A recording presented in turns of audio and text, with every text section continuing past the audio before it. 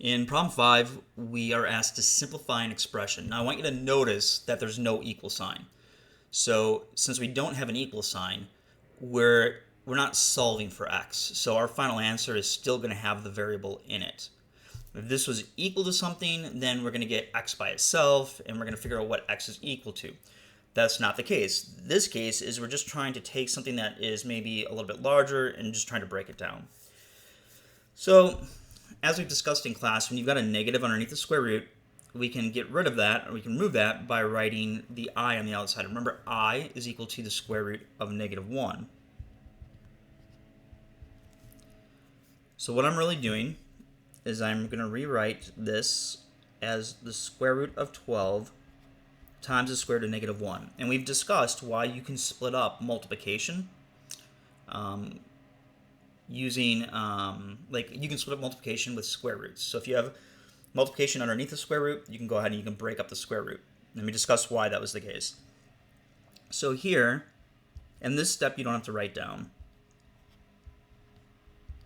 Now I'm going to put the I out back because that's where I'm used to putting it. Some people put the I up here next to the x because they want to make sure that the reader knows that it's not underneath the square root. So what I'm saying is some people will write it like this, like 4x times I times the square root of 12. Actually, let me write it like this over here because this is more common than the left side. Although they're both all right. You can write it either way. So now when we're here, the only thing that I've got left to be able to simplify is the square root of 12. So when I'm looking at a square root, I want to see if there are any perfect squares in there. What do I mean by that? Well, the perfect squares are 4, 9, this is 2 squared, 3 squared, 4 squared, 5 squared, 6 squared, so on and so forth. So what I'm looking for in the 12, what I mean by in there is, is 12 divisible by any of these numbers? And I want to try to find the largest of the numbers if I can. If you don't, you just might have to do this more than once. So 12 is divisible by 4 on this list. So I can rewrite the 4xi times the square root of 12 is a 4xi times 4 times 3, like that. So that I've got the root 4, root 3. Again, I'm breaking up the 12, and the reason that I did that is because this number right here is a nice square root. We know this. The square root of 4 is 2. So this is going to be 4 times x times I times 2 times the square root of 3. Now, there's multiplication all in between all of these terms. It's really 4 times x times I. Okay, those are all multiplication in there. So even when we don't write it, it's implied.